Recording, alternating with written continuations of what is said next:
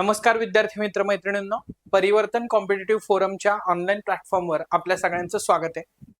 आज म्हणजेच 4 जानेवारी 2026 रोजी कंबाईनची ग्रुप बी ची पूर्व परीक्षा त्या ठिकाणी पार पडली आणि त्या पूर्व परीक्षेमधले चालू घडामोडी या विषयावरचे जे काही प्रश्न आहेत तर त्याच्यावरती आपण सविस्तर स्वरूपात चर्चा त्या ठिकाणी करणार आहोत आणि सरते शेवटी कुठल्या टॉपिक वरती किती प्रश्न आले ते पण आपण चर्चा करूयात। 2024-25 आर्थिक वर्षामध्ये डॅश सकल देशांतर्गत उत्पादन जीडीपी वाढीसह भारताचा विकास मजबूत राहील आणि वाढीच्या मार्गावर सुरू राहण्याचा अंदाज आहे। सो पर्याय क्रमांक 3 6.5% हे या प्रश्नाचं उत्तर असू शकते। सो बेसिकली बऱ्याचदा आर्थिक पाहणी आणि अर्थसंकल्प याच्यावरती जे प्रश्न येतात तर त्या कॉन्टेक्स्ट मध्ये हा प्रश्न विचारलेला आपल्याला दिसतो। नेक्स्ट क्वेश्चन अगेन एक्सपेक्टेड होता, जोड्या लावाला प्रश्न विचारलेला आहे द्रोणाचार्य पुरस्कारांबद्दल। क्रीडा पुरस्कारांवरती नेहमीच असा जोड्या लावाला प्रश्न विचारला जातो, पण इथं बघा दीपाली देशपांडे नेमबाजी हे आपल्याला माहित होतं। का माहित होतं? कारण दीपाली देशपांडे या स्वप्नील कुसाळे याच्या कोच त्या ठिकाणी आहेत। स्वप्नील कुसाळे ज्यांना ऑलिम्पिक मध्ये त्या ठिकाणी नेमबाजी मध्ये मेडल मिळालेला आहे। सो ब ला 1 हा ऑप्शन एकच आहे, त्यामुळे पर्याय क्रमांक 1 उत्तर असेल, राईट। पण सुभाष राणा जे आहेत तर ते पॅरा नेमबाजीशी संबंधित आहेत, संदीप सांगवान जे आहेत तर ते हॉकीशी आणि एस मुरलीधरन हे बॅडमिंटन या क्रीडा प्रकाराशी संबंधित त्या ठिकाणी आहेत। तो straight forward approach based question होता असं आपण त्या ठिकाणी म्हणूयात। नेक्स्ट आहे बघा, सप्टेंबर 2024 मध्ये खालीलपैकी कोणी नवी दिल्ली या ठिकाणी computer security incident response team power सुविधेचे उद्घाटन केले। सो मनोहर लाल जे पॉवर मिनिस्टर आहेत तर त्यांच्या हस्ते हे उद्घाटन त्या ठिकाणी झालेलं होतं पॉवर सेक्टर रिलेटेड। मी हायलाइट केले सप्टेंबर 2024, मागचा थोडासा प्रश्न विचारण्यात आलाय हे लक्षात घेण्याचा प्रयत्न करा। ऑगस्ट 2025 मध्ये खालीलपैकी कोणाची आंतरराष्ट्रीय नाणेनिधी अर्थात IMF च्या कार्यकारी संचालक पदी नियुक्ती करण्यात आलेली आहे?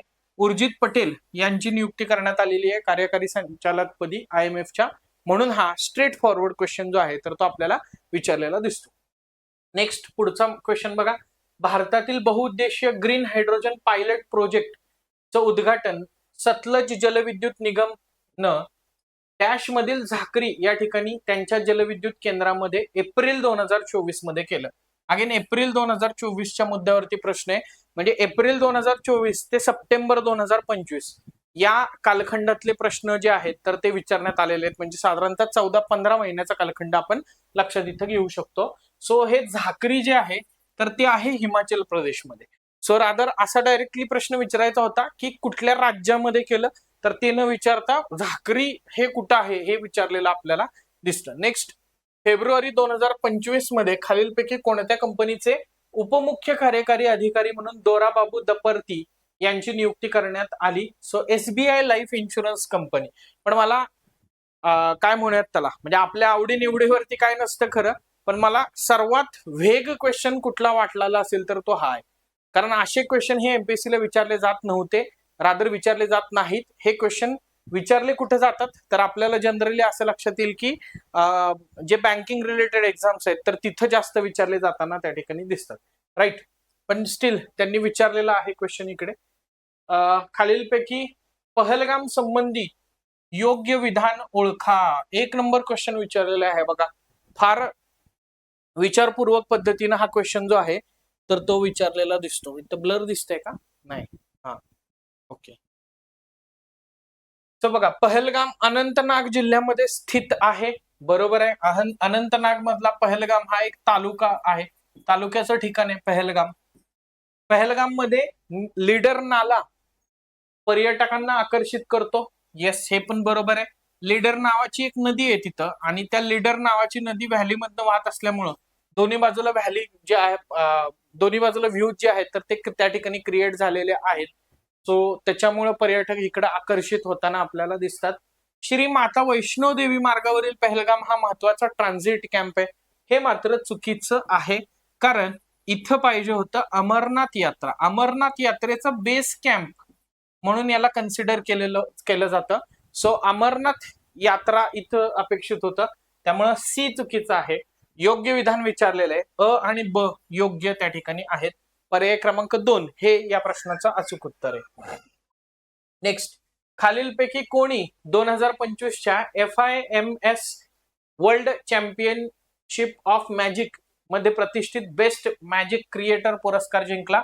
आंचल Kumawat, Kavita Agarwal, Suhani Shah, Sakshi Shah. So straightforward Suhani Shah हे आन्सर आहे. लॉजिकली पण आपल्याला सुहानी शाह, साक्षी शाह म्हटल्यानंतर दोन्हीपैकी एक आहे असं या ठिकाणी कन्सिडर केलं तरी पण सुहानी शाह आपल्याला थोडंसं परिचित नाव आहे. बऱ्याचदा यांचे रील्स आपण त्या ठिकाणी बघतो.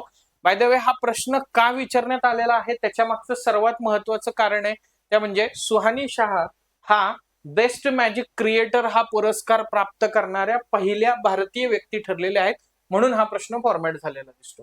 मे 2025 मध्ये ऑडी इंडियाचा ब्रँड अँबॅसेडर कोण बनला? सो नीरज चोप्रा यांची ऑडी इंडियाचा ब्रँड अँबॅसेडर म्हणून नियुक्ती मे 2025 मध्ये करण्यात आलेली आपल्याला दिसेल.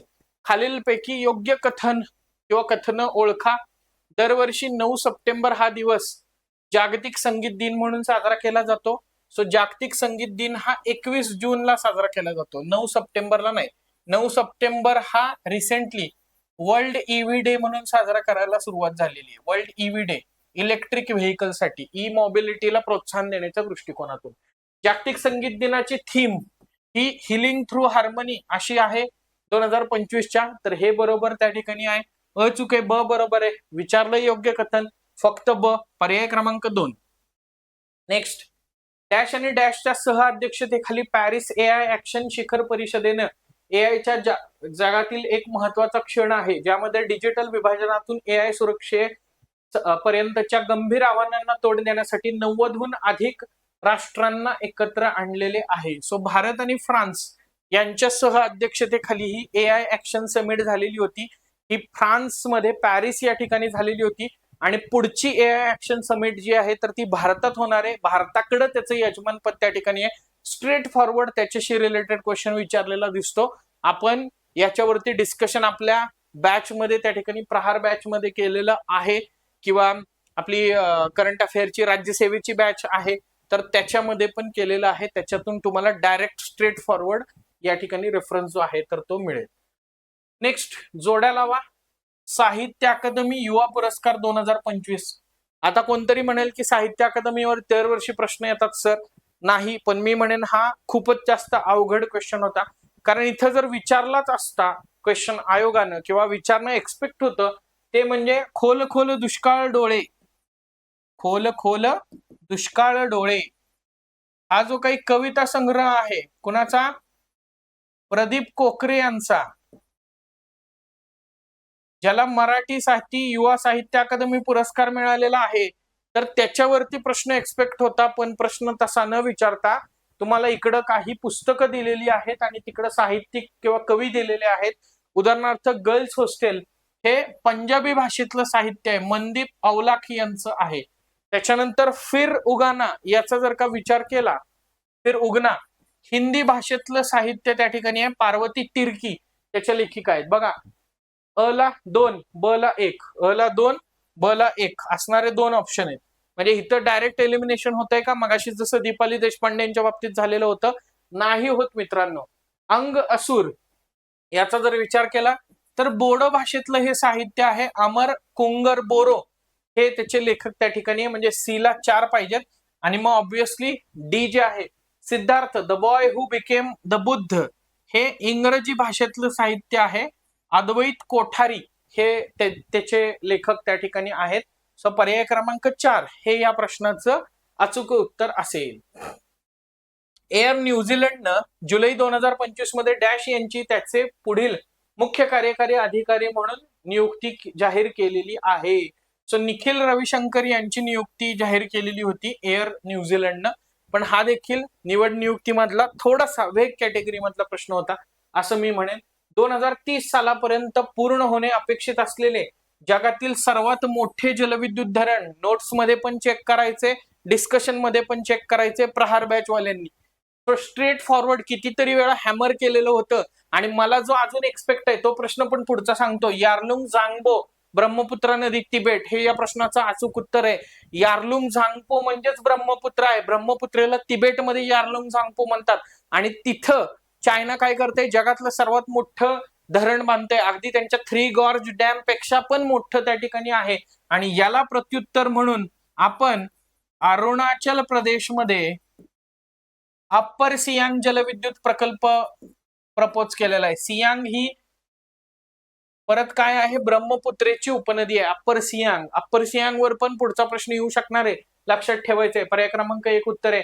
वाराणसी येथे जुलै 2025 मध्ये युवा आध्यात्मिक शिखर परिषद आयोजित करण्यात आली होती का? हो, बरोबर आहे. हेही चेक करायचं. स्ट्रेट फॉरवर्ड नोट्स मधून त्या ठिकाणी आहे. युवा आध्यात्मिक शिखर परिषदेची थीम जगेगा युवा बढेगा युवा अशी होती का? नाही, थीम ही नव्हती. नशामुक्त युवा फॉर विकसित भारत अशी थीम याची होती. सो युवकांमध्ये व्यसनाधीनतेचं प्रमाण कमी करणं हा या परिषदेचा मुख्य उद्देश होता. त्यामुळे अ बरोबर आहे, ब चुकीचं त्या ठिकाणी आहे. योग्य कथन ओळखा म्हणजे फक्त अ. पर्याय क्रमांक 1 हे या प्रश्नाचं उत्तर येईल. महाराष्ट्राच्या मुख्यमंत्री पदावरती सप्टेंबर 2025 पर्यंत सर्वाधिक काळ मुख्यमंत्री म्हणून कोण राहिलेले आहेत? सो सप्टेंबर 2025 आलं म्हणून तो करंट कॉन्टेक्स्ट मध्ये क्वेश्चन गेला. क्वेश्चन विचारलेला कुठं होता? पॉलिटीच्या सेक्शन मध्ये विचारलेला त्या ठिकाणी क्वेश्चन आहे. वसंतराव नाईक हे या प्रश्नाचं अचूक उत्तर आहे. वसंतराव नाईक. क्लिअर? तो वसंतराव नाईक हे महाराष्ट्रामध्ये सर्वाधिक काळ मुख्यमंत्री पदावरती राहिलेले व्यक्ती आहे. 11 इयर्स पेक्षा 11 वर्षापेक्षा जास्त, 11 टू बी व्हेरी स्पेसिफिक 11 वर्ष काहीतरी 78 दिवस वगैरे ते या पदावरती राहिलेले आहेत. जागतिक मधुमेह दिन हा पण मुद्दा काय सायन्स मध्ये विचारण्यात आलेला होता. सायन्स मध्ये, राईट. जागतिक मधुमेह दिन हा 14 नोव्हेंबरला त्या ठिकाणी साजरा केला जाताना दिसतो बघा, राईट. सो पर्याय क्रमांक 4 हे उत्तर याचं त्या ठिकाणी असेल. सो इन ऑल जर का विचार करायचा प्रयत्न केला ना तर आपल्याला असं लक्षात येईल, आर्थिक दिसतंय का? हा, ठीक आहे. आर्थिक आणि सामाजिक विकास याच्यावरती एक प्रश्न आहे. पुरस्कार, सॉरी 2 प्रश्न आहेत त्याच्यावर. पुरस्कारावरती 3 प्रश्न आहेत. सायन्स अँड टेक वरती 2 प्रश्न आहेत. निवड नियुक्तीवरती 5 प्रश्न आहेत, पण त्यातले 2-3 प्रश्न तर वेगच आहेत. भूगोल, पर्यावरण आणि कृषी, आनंद नागवाला क्वेश्चन, पहलगामवाला मी भूगोल घेतलाय. भूगोल, पर्यावरण, हायड्रोजन सेलवाला पर्यावरण मध्ये घेतलाय. 2 क्वेश्चन आहेत. जीके 2 क्वेश्चन, आंतरराष्ट्रीय घडामोडीवरती 1 क्वेश्चन आहे आणि पॉलिटी रिलेटेड करंट अफेअर वरती 1 क्वेश्चन आहे. सो असं हे डिस्ट्रीब्युशन जे आहे तर ते आपल्याला या प्रश्नांचं बघता त्या ठिकाणी येऊ शकते, राईट. सो हे इन जनरल क्वेश्चन त्या ठिकाणी होते. अजून 2-3 क्वेश्चन मध्ये मला वाटते की आहे, पण ते इकॉनॉमीच्या कुठल्या तरी क्वेश्चनचा पार्ट आहेत, तर ते इकॉनॉमीच्या सेक्शन मध्ये त्या ठिकाणी कव्हर होतील. सो विद्यार्थी मित्र मैत्रिणींनो, मागच्या वर्षी आपण प्रहार नावाची बॅच जी आहे तर ती संयुक्त गट ब आणि गट क पूर्व परीक्षेसाठी सुरू केलेली होती आणि त्याचं रिफ्लेक्शन जे आहे तर ते डेफिनेटली तुम्हाला पेपरमध्ये त्या ठिकाणी दिसलेलं असेल, राईट. सो त्याच दृष्टिकोनातून प्रहार 2.0 बॅच जी आहे तर ती आपण परिवर्तन कॉम्पिटिटिव्ह फोरम अंतर्गत चालू करतोय, जी 2026च्या कंबाईन ग्रुप बी आणि ग्रुप सी पूर्व परीक्षेच्या दृष्टिकोनातून आहे. याच्याबद्दलचे अपडेट्स जे आहेत तर ते तुम्हाला लवकरच त्या ठिकाणी मिळतील. त्याच्यासाठी आपलं युट्यूब चॅनल जे आहे तर ते तुम्ही सबस्क्राईब करा. त्याचबरोबर अधिक माहितीसाठी नंबर्स जे तुम्हाला प्रोव्हाइड केलेत त्याच्यावरती कॉल करू शकता.